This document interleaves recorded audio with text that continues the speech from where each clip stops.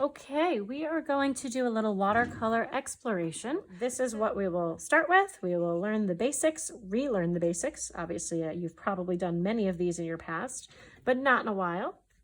And then we will start exploring ways to apply them in actual paintings. So to begin with, we need to fold our paper. So we have different sections to work in.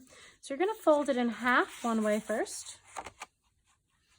Roll it over, line up your edges. This is a thicker watercolor paper, so it'll take a little extra work to crease it, but it's okay. Open it up, flatten it out. Fold it in half the other direction, please. So take the top to the bottom in this case. Try to line it up as best you can. If you need to pick it up to do that, like I do, that's fine. I flip it over usually to do it. And then push from the center out. Open it up, make it flat. And then what I'm going to do is fold, when I'm holding it horizontally in this landscape format, I'm going to fold the left short edge to the center line.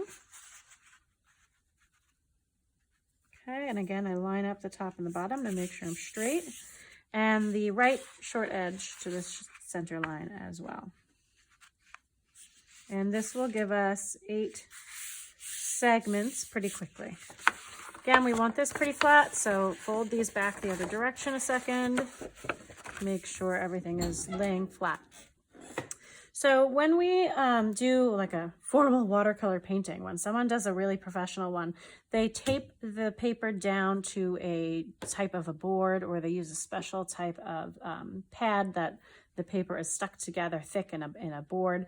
This way, the water doesn't cause the paper to buckle and wrinkle. So we will get some buckling and wrinkling, but we are learning and exploring, and that's okay by us. You will need a watercolor palette. I am currently using Prang's oval watercolors. They're semi-moist watercolors. They're my favorite for school use. And you will need a cup of water, and only fill it halfway, remember, because we don't want to spill. You definitely need paper towels. I usually like to fold it so that my water can sit on the paper towel and I have an area to dry my brush on the side. I currently have 2 brushes, and you'll see why. I'll show you some different things you can do. You'll need a pencil, and you will need some kind of oil pastel, crayon, something along those lines, something waxy or oily. If you don't have one, not a big deal if you're home, but in the classroom, I'll provide you with one just for that particular cell. So first you're going to be labeling each of your sections and putting your name on here. So put your name on the top left, please. So I'm going to put my name up here. And then at the bottom, so right above my fold, at the bottom of this rectangle, I'm going to start labeling what's going to happen, what technique I'm going to use in each section. So the first one, I'm going to write Glaze, G-L-A-Z-E.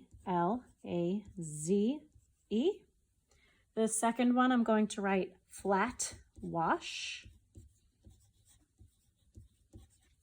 The third area, I'm going to write Wet on Wet. The fourth box, I'm going to write Wet on Dry.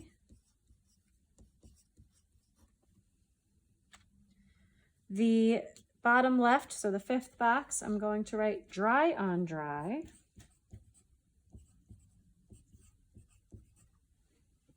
The sixth box, I'm going to write Graded Wash.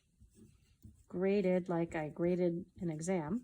Graded Wash. The seventh box, we're going to write Variegated Wash. That's V-A-R-I-E, gated, G-A-T-E-D, wash. And our last eighth box here is going to say Resist. Okay, and I will most likely pause this for you in the classroom so you can write all these down. But for now, I'm going to keep going. Quick overview. These are, again, semi-moist watercolors. This happens to be a brand new tray. If you have your own tray to work with, or we have enough for you to be assigned a tray possibly, then you will hold on to this and keep it with your work until the end of the project. And you'll be able to use this space up here as a mixing tray, as a little paint palette. However, if we have to share with multiple people in the classroom, or you have to return it every day, I need to make sure these spaces are cleaned out every day. It's good to clean them anyway if they're not dry by the end of a period that you're working, so that you don't have the pools of icky paint mixing and you close this and they drip back into your clean, pure colors. You always want to keep these colors here pure, and you don't ever want to mix in these areas. You only want to mix on a separate piece of paper or on the paper directly or in a tray of some kind. Do not mix your pure colors up, okay? So anytime you use watercolor, when you start with them, they're dry. They can't get any paint off of here. That's what's great about them. They're very portable because they dry up, and then you have to use water to activate them, and the water is the vehicle that moves the paint. Then the water evaporates, the paint dries and settles on the paper. So I'm going to start by wetting my paintbrush, and I'm just going to pick a color here, and I want to get it started first.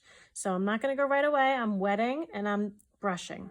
When you brush your watercolor for the first time, some of you may have not used watercolor in a very long time, you want to sort of tickle the paint color here, the palette of paint, with the tip of the brush. You never want to scoop or gouge or stab. It's just delicately petting the top of it, okay? Very gentle. And you'll see that the paint is lifting up as I add more water. So I'm going to actually clean my brush a little bit. Whenever you need to clean the water off your brush, drip it on the lip of your cup first. Please never tap, tap, tap, because you splash when you do that. So dip and drip on the lip every time. So we're going to start with a glaze. Now what a glaze is a transparent wash of color over another already dried layer of color. So we're going to start with one layer of color, and then we're going to do all the rest of these and come back to this when it's dry. So now that that watercolor paint is activated, I'm going to take a tiny bit of fresh blue there. A little too dry already, that dried up fast. And I'm just going to do a little light blue, light in value, a couple of little stripes there. Letting that alone now for right now, and we'll go back to it when it's dry. So number 2 is a flat wash. A flat wash is a consistent, even area of diluted color. So to start here, I want to start with clean water. Now, if I'm working on a bigger painting, I'll usually have 2 cups of water, one for clean and one for dirty. So I'll clean my brush here, and then I'd go into the clean water. But again, we're just practicing, and there's not too much paint in here right now. It's not a big deal. So with a clean brush, just with water, plain water, I am going to start by painting just water on this area. And it'll be a little hard to see. You'll have to tilt your head around and look at it in the light so that you can see that you're making a rectangle-ish shape. You don't have to go all the way to the edges of the folds of our divisions, because you're going to not want this section to touch the next section. But what we want is a nice even distribution of water so that the paper appears shiny. You don't want any areas that look flooded or where the water is pooling. All right, so you want to look for that nice gloss. Once I have that, a little bit more on this side I need, because I was tilting it away. So once I have that, I'll pick up a color, whatever color I want. Let's say orange. I should have wet this first. Usually you want to get your paint prepped before so that doesn't dry too much on you. But it's still pretty good. And I want to go in one direction. Whenever you do a flat wash of color, you really want to paint all in one direction and never overwork it. So I'm just going to go across this. I'll pick a little more paint up. I want to keep that value, again, how light or how dark this is, consistent. And with watercolor paint, the way I change value is just by how much water I have. So if there's a lot of water, it's watering down the paint, and then the paint will look lighter. If there's just a little bit of water, then it'll look a little bit more saturated in color, a little darker in value. So this is what we'll have as a flat wash. I'm just going to brush over it delicately here. Do not overwork this. If I keep brushing over this again and again and again, or I back and forth really fast, really hard, then this will just start to rip the paper up. Sometimes when you have a flat wash, you can give it a quick little tilt around there, and that'll help things sort of spread. So we'll let that dry now. So flat should look all even all the way down, and you should be having a very even layer of color as that dries. Wet on wet is when we apply wet paint to either wet paper, which we sort of just did, or add it to a fresh wet paint. So I'm going to paint here first. So you can wet the paper quickly again. We'll do wet on wet this time. So I'm wetting my paper inside this little rectangle. Again, I'm not doing up to the edges, up to the lines. This is not about, you know, filling in every little white space right now. This is about learning a couple of techniques quickly and practicing. So I will take, I think I'm gonna go with my yellow. Again, I should have had that prepped already, but these things happen. And I'm going to do a quick application of yellow. I'm not gonna care as much right this second if my yellow is a perfect flat wash. I'm just laying it in here. If you find a little shrapnel in there, just scoop it up and wipe it on your paper towel. Sometimes you get a brush hair in there, just scoop.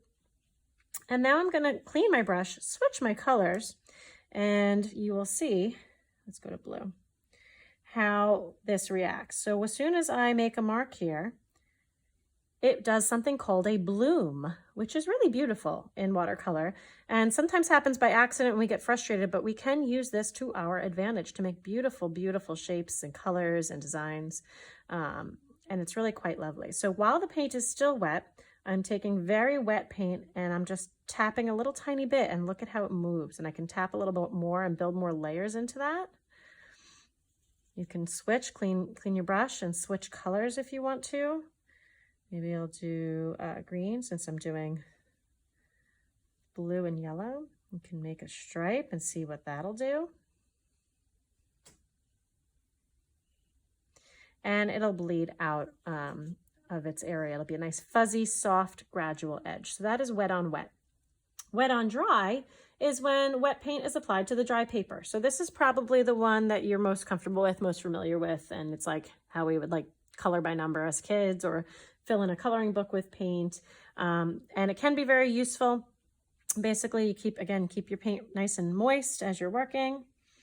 You want it pretty wet, the paint, and you can just drop down a layer of color. So this is if I don't want any bleeding and I just want a smaller area of color. If I need a flat, big area of color, I've got to wet that paper first. I've got to do a wet on wet flat wash. But this works really well for when I need really straight, clean edges, or if I want like a really like specific line from my brush, that would work really beautifully. Okay, sometimes I want, oh, that's a little bit, I just scooped the red, I brushed the red, and it was a little gloppy, so it means I need a little bit more water in there activating that. You don't want a gloppy paint, so just tap it flat if that happens. So, you know, I could kind of play with what my brush can do here and make some interesting shapes.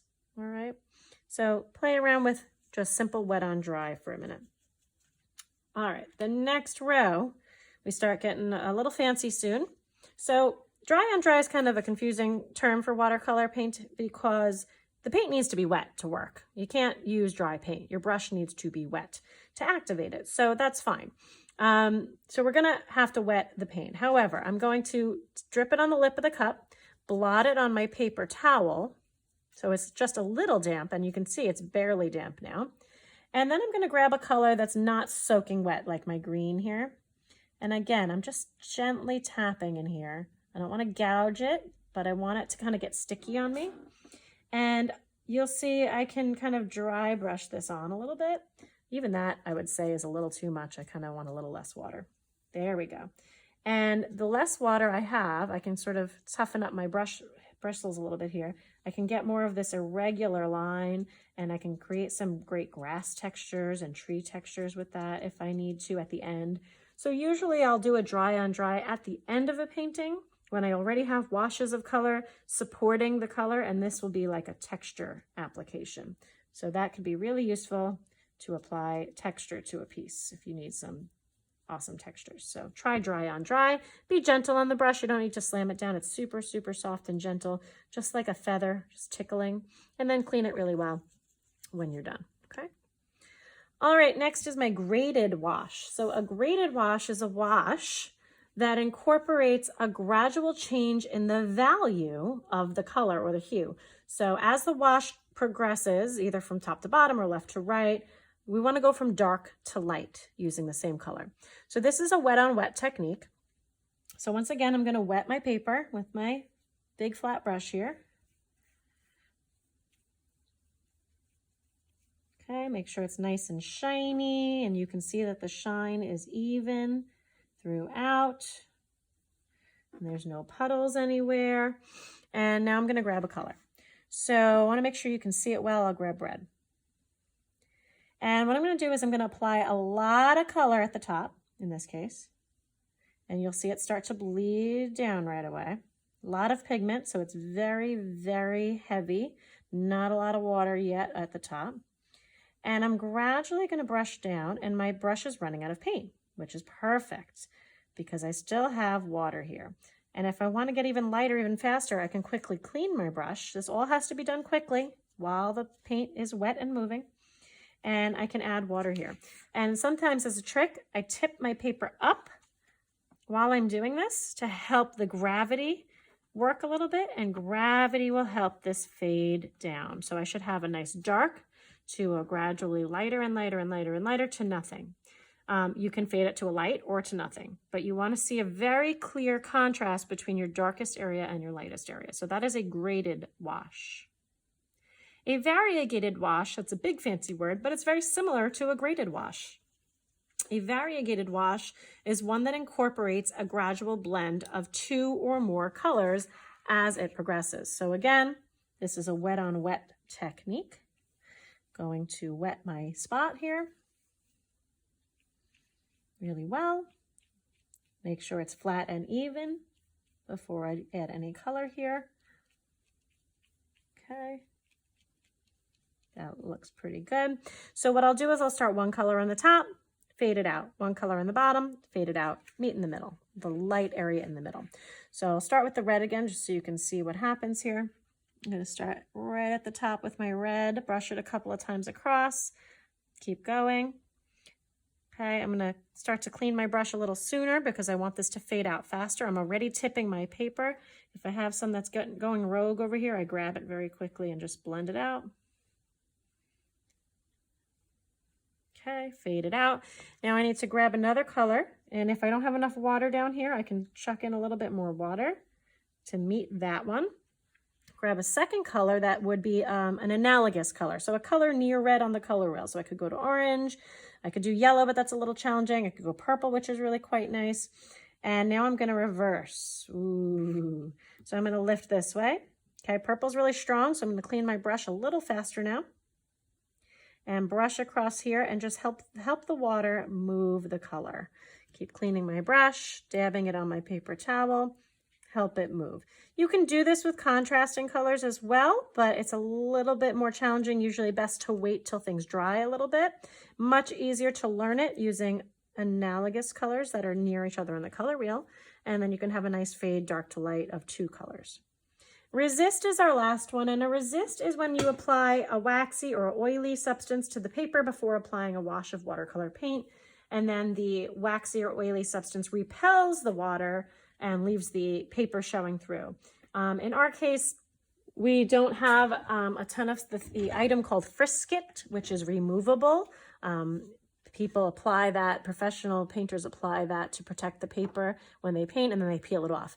But you get the same concept through just using a crayon, which you've probably done in elementary school, or in our case, we're going to use a white oil pastel. So you can write something, draw something, scribble something. It doesn't matter to me. Whatever you want to do. It's white crayon, oil pastel in this case, on white paper. So it'll be really difficult to see at first. And that's sort of the point. It's almost like a secret message in a way. And then I'm going to grab some watercolor and I'm going to apply some water here. Okay, it's already starting to grab at the crayon, and just a little bit to get me started. And now I'm going to grab a color. I already have a little purple on there, but I think I'll go with blue. And you want the paint to be pretty watered down for this to work well, because it's the water it's resisting. So you don't want a very dry brush. It's resisting the water, not really resisting the paint. So I can do a wash right over this. Spread this out a little bit, not very fancy, but just to get the idea. And if you're noticing it's sticking in some spots, it's probably just, it'll resist as it goes. It'll start to push away. But you can also take a crumpled up paper towel and just do a little dab right there, and you'll see it'll lift it right up for you. Not a big deal, okay? So that is a resist. Now, we're not done. We have to go back to our first step, our glaze. Remember what a glaze is. It's a transparent wash of color on top of another already dry spot. So this is totally dry now. I can feel that. I can see that it is not shiny anymore. So again, I want to have a very wet color in this case. I think I'll do yellow because that one's already very wet. And I'm going to brush this. Actually, it wasn't as wet as I thought. I'm going to brush this across here. And what you can see here is it will show the blue through there. So it's translucent. This paint is translucent. You are always seeing that bright white of the paper shining up through there. And in this case, it sort of optically mixes that yellow and that blue to make a sort of green from a distance, which is kind of nice. I can do the same thing with, let's see, a red. Again, I want it pretty watered down, nothing too heavy. And I can just do a little bit over here maybe. And again, I don't want to brush over the yellow because that will bleed. And maybe a little bit of, I need a lot of water on my green. Just to give an idea. And again, I'm just petting the surface of my paints. I do not want to ever dig or gouge, but just give you a basic overview. That is a glaze. And I could do that multiple times in hundreds of layers. And that's what actual watercolor artists do, is they build up these light layers of color very often so that the paint doesn't get too shiny too fast. So that's a really wonderful technique to learn. Remember, when you're done, clean your brushes, rinse out your water cup, please.